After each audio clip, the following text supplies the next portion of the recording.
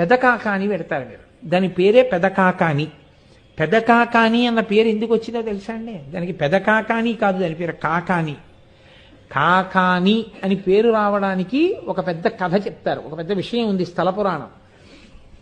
అక్కడ భారద్వాజ మహర్షి ఒకనకొకప్పుడు యజ్ఞం చేస్తున్నారు. యజ్ఞం చేస్తూ హవిస్సుని అక్కడ అగ్నిహోత్రంలోకి సమర్పిస్తున్నారు. ఎక్కడ నుంచి వచ్చేదో ఒక కాకి వచ్చి యజ్ఞగుండం మీద వాలి ఆ హవిస్సుని పట్టుకుని తినేసేది.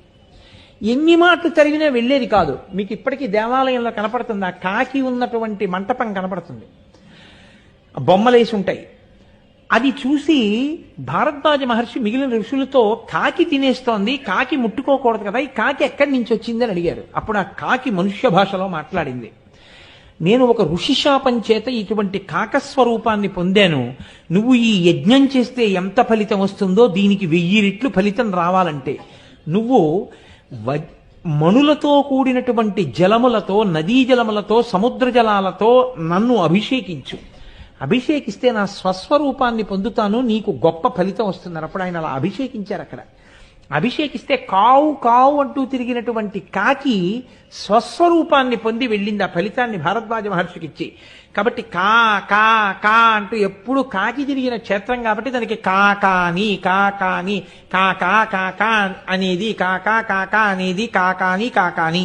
అది ఊరు పెరగడంలో చిన్న కాకాని పెద్ద కాకాని వేరుపడింది తప్ప క్షేత్రం పేరు కాకా అని. కాకా అంటే కాకి, కాకాని అదే పేరు వచ్చేసింది. ఒక కాకి పేరు మీద వచ్చిన క్షేత్రం. అటువంటి క్షేత్రంలో మహాత్మ్యం ఏమిటో తెలుసా అండి? మీరు కంగారు పడకండి. అక్కడ ఎక్కడ చూసినా పొంగలి తింటుంటారు. ఏమిటి ఇలా పొంగల్ తింటున్నారు అని మీకు అనుమానం కలుగుతుంది. బిడ్డలు పుట్టక జీవితంలో అలమటించిపోయినటువంటి వారు పెదకాకాని వెళ్ళి 40 రోజుల పాటు మండల దీక్ష తీసుకుంటారు.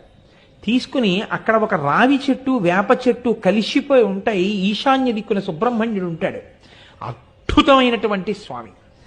108 ప్రదక్షిణాలు ప్రతిరోజు చేస్తూ అక్కడ ఉండి పొంగలి వండుకొని ఆ పాయసాన్నం తింటూ ఉంటారు.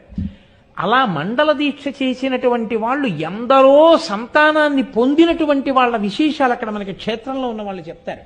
అందుకే ఎందరో పెదకాకానిలో దీక్ష తీసుకుంటారు. తీసుకుని మండలం దీక్ష తీసుకుని అక్కడ ఆ పొంగలి వండుకు తింటూ ఉంటారు. అక్కడ తలనీలాలు కూడా ఇస్తూ ఉంటారు ఈశ్వరుడికి.